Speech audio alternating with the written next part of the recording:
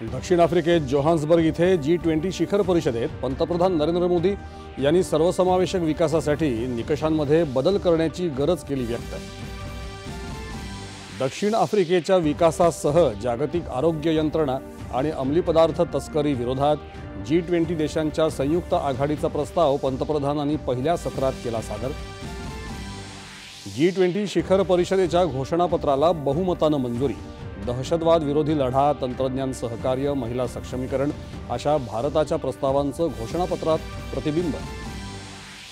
Bharat, Australia, Canada यांच्या तंत्रज्ञान आणि नवोन्मेष विषयक त्रिपक्षीय भागीदारीची घोषणा।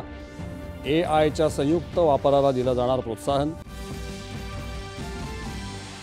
G20 परिषदेदरम्यान पंतप्रधानांच्या ब्रिटन, फ्रान्स, दक्षिण कोरिया, इटली आणि ब्राझीलच्या राष्ट्रप्रमुखांसोबत बैठक।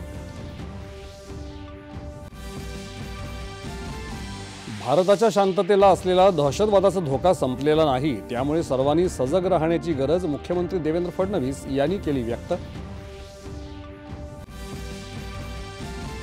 कृषी क्षेत्रात कृत्रिम बुद्धिमत्तेचा उपयोग करून शेतीचं भविष्य बदलता येईल, केंद्रीय मंत्री नितीन गडकरी यांनी व्यक्त केला विश्वास।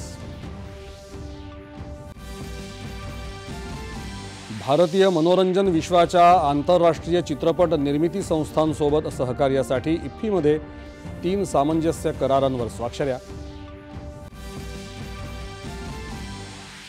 भारत आणि दक्षिण आफ्रिका यांच्यातल्या दुसऱ्या क्रिकेट कसोटी सामन्यात पहिल्या दिवसअखेर दक्षिण आफ्रिकेच्या 6 गडी बाद 247 धावा।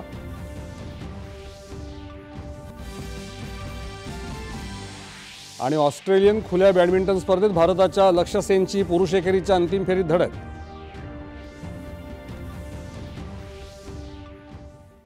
नमस्कार।